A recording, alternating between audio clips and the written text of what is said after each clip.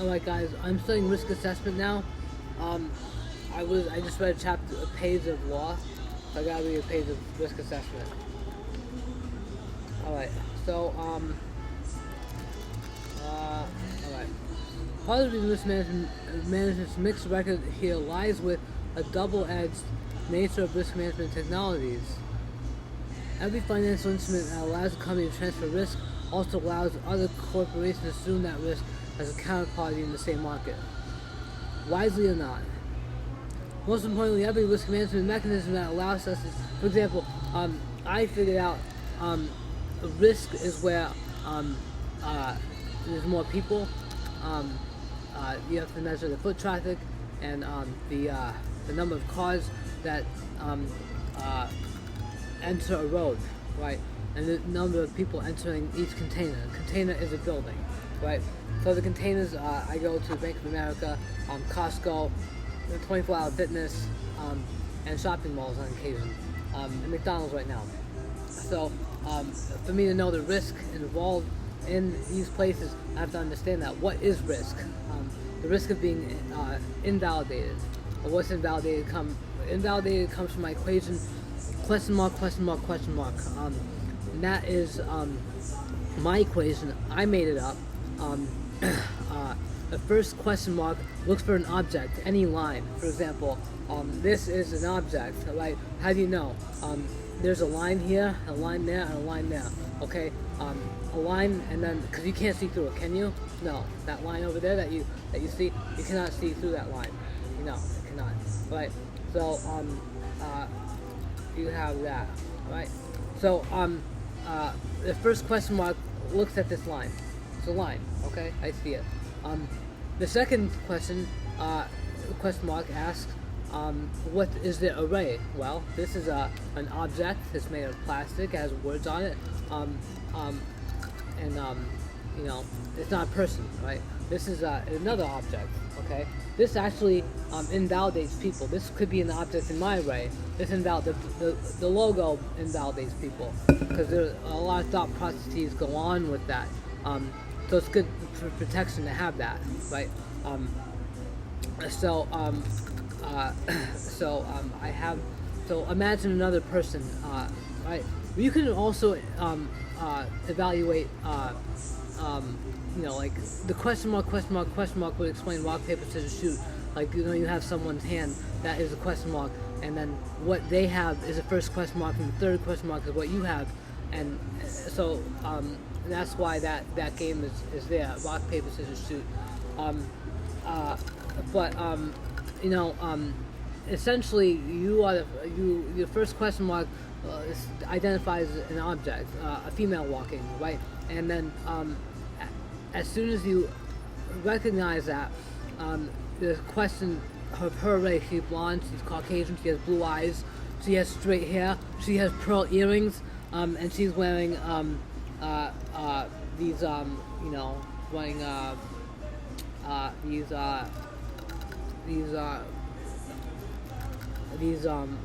anyways, certain type of shoes that you can like judge her based on like how classy she is or not, you know, and those and that kind of like, you know, does she have any tattoos? Does she have like blonde hair? How blonde? Platinum? How tall is she? Is she you know, looking away from you? Did she exchange that? Did she walk towards you? Did she exchange that eye contact? And did she smile or not? Was it a fake smile like they do in like WeHo to validate you after they invalidate you a couple of times? Like they'll stare at you for like a longer period of time, like I don't know, like kind of like fake. You know, they do things like that. That's why I'm so good at this, because they did a lot to me. That's why I'm studying a lot to do that. I'm going right now. I'm in Lakewood, California, but I'm going back to Laguna Niguel, and I'm actually I'll be with a camera, and I'll be measuring the amount of cars on a certain road to measure my risk assessment of being invalidated. There are no billboards in Laguna Niguel, so that's that. That's why I don't go to West Hollywood. Like, I have billboards in West Hollywood making fun of me in various ways, shape, or form. it gives me anxiety. Well, not anxiety, it just invalidates me. I feel it in my abdomen. I don't have social anxiety at all, right?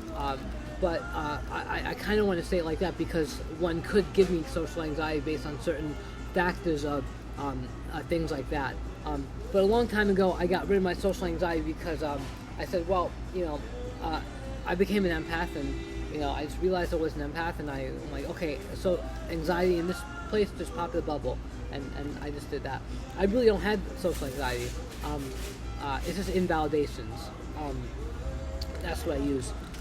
But they can do a few things to give me social anxiety, and I tell them if it's social anxiety or if it's invalidation. I don't have social anxiety for the most part. Okay.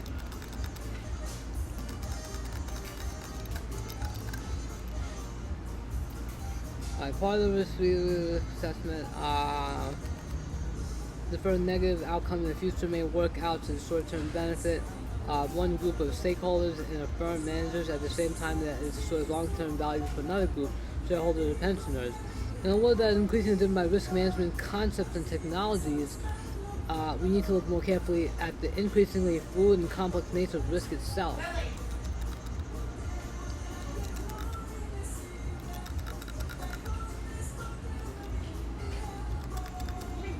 And how to determine whether any change in a corporation's risk profile serves the interests of stakeholders.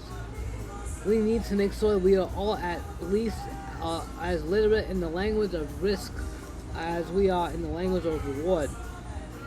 And the nature of risk forms the topic of the next section, and it will lead us to the reasons we've tried to make this book accessible to everyone, from shareholders, board members, and top executives to line managers, legal and back office and administrative assistants. We've removed from this book many of the complexities of mathematics that act as a barrier to understanding the essential principles of risk management, in the belief that just as war is too important to be left to the generals, risk management has become too important to be left to the rocket scientists of the world of financial derivatives. What is risk? We all face with risk in our everyday lives, and although risk is an abstract term, our natural human understanding of the trade-off between risk and reward is pretty sophisticated. For example, in our personal lives, we intuitively understand the difference between costs that's already been budgeted for in risk parlance, or predictable or expected loss, and unexpected cost. As sports, a catastrophic loss of a magnitude well beyond loss seen in the course of normal daily life. In particular, we understand that risk is not synonymous with the size of a cost or a loss. By the way, if you want to have a good time in West Hollywood, be prepared to go all out and spend $4,000. If you're in West Hollywood, that's how much you gotta spend to not get harassed. Everyone that's coming in, anyone with any prospects, it'll give you a hard time. Sometimes, if you're important, they'll make your life a miserable living hell, and make you really sad. And just have people that look like your ex, and have girls that you think are hot, and have other guys do it, walk around with those girls, and near you have kind of girls that will kind of look at you and invalidate you, maybe touch their face, but you'll be walking, and these certain people we put in. They'll invalidate you by first you're walking, they'll be in a car, and there'll be two people. They do it on purpose. Trust me. Everything they do on purpose. Everyone who's walking everywhere.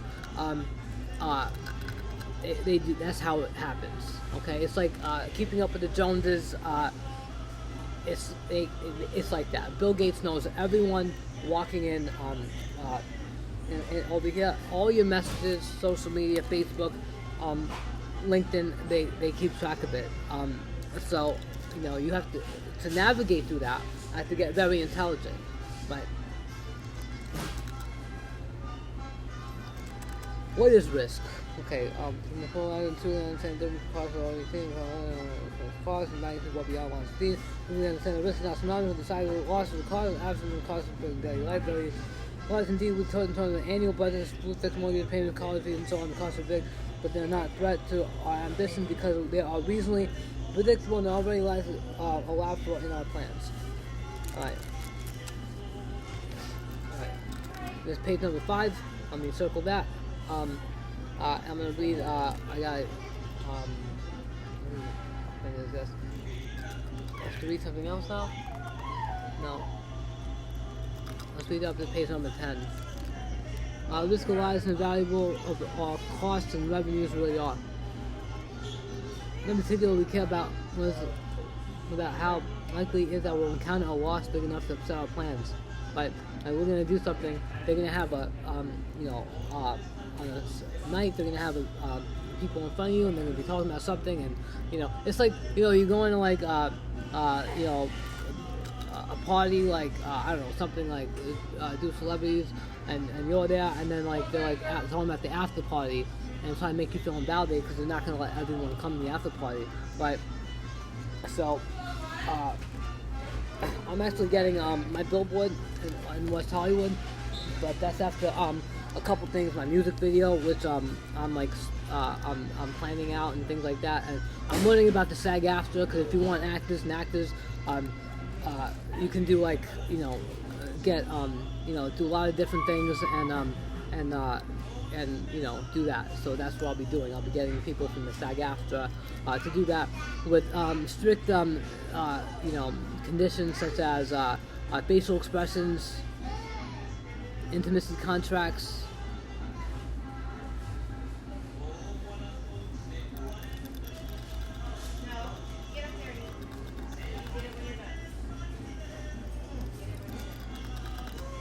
Facial expressions, intimacy contracts, wardrobe.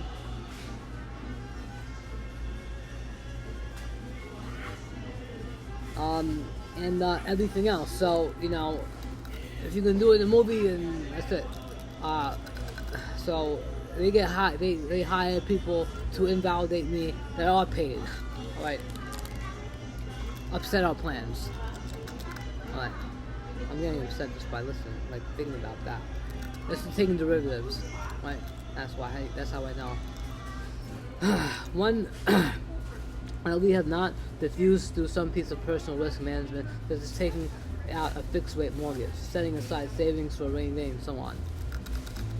And the way if you can't take derivatives.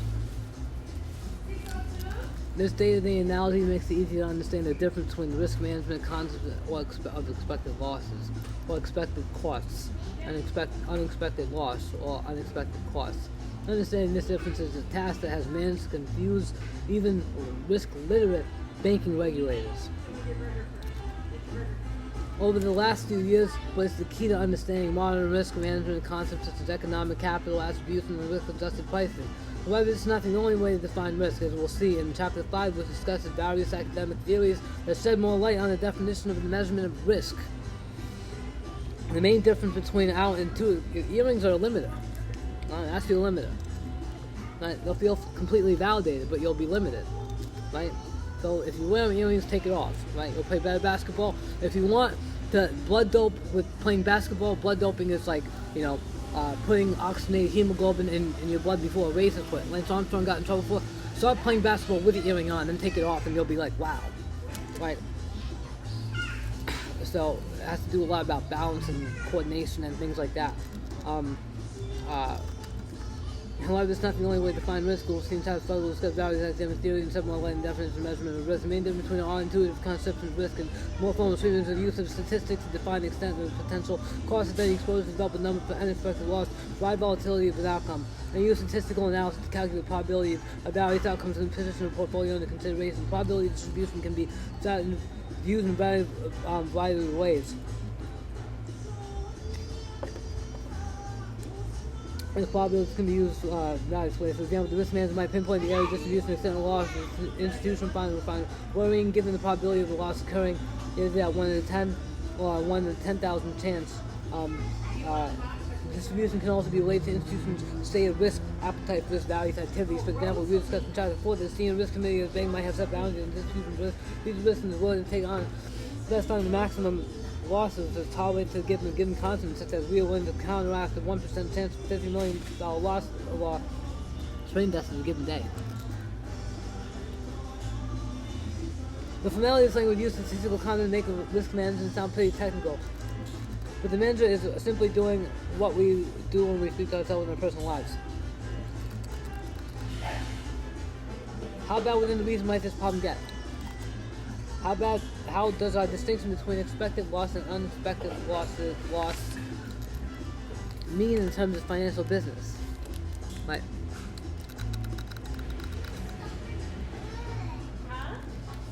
In terms of running financial businesses, specific banking business lines.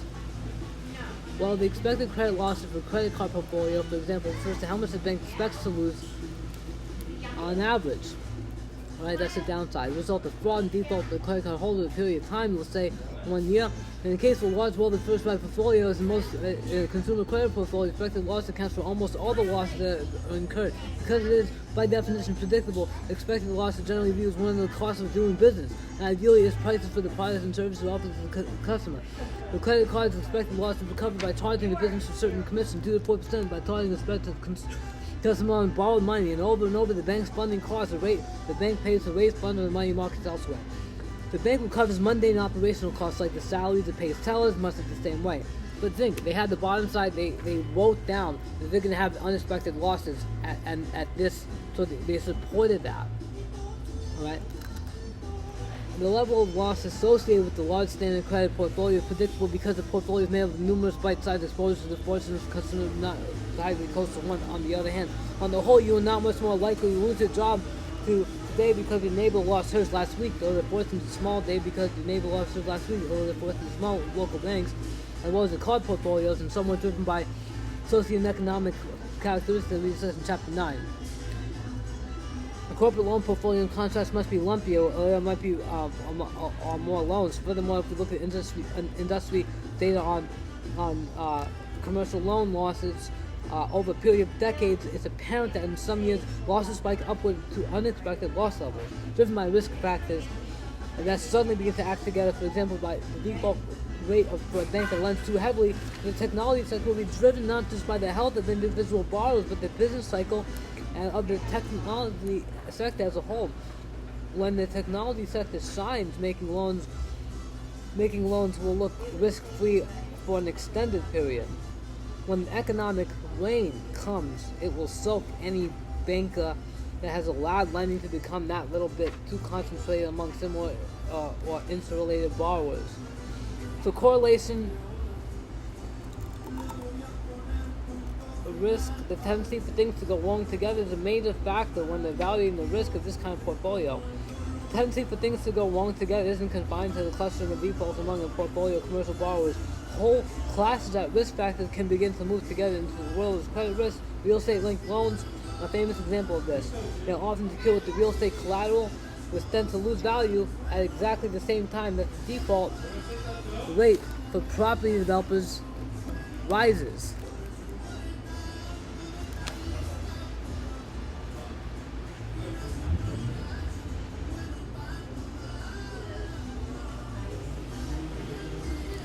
Wow. So what they're saying is,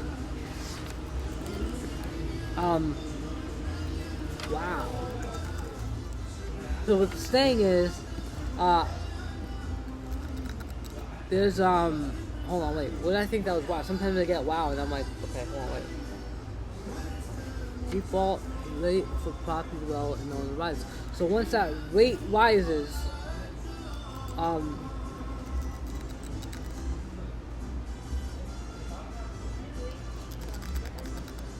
that can make the so the rate rises, so it gets harder. I don't know.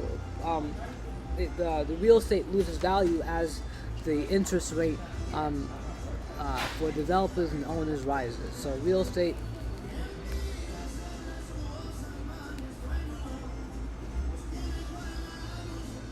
goes down as rate. As what rate for property? What rate?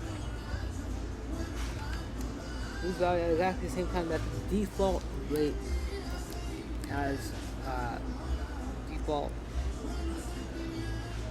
rate for developers, real estate developers,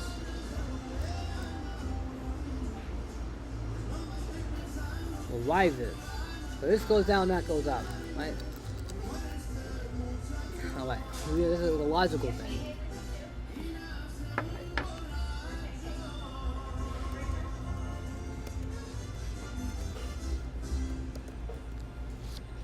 Alright, that's a 20-minute video. I'm just gonna end this right now.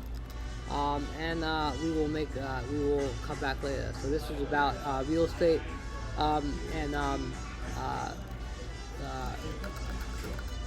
the risk of default rate for real estate, about real estate collateral drops. Right, thanks, bye.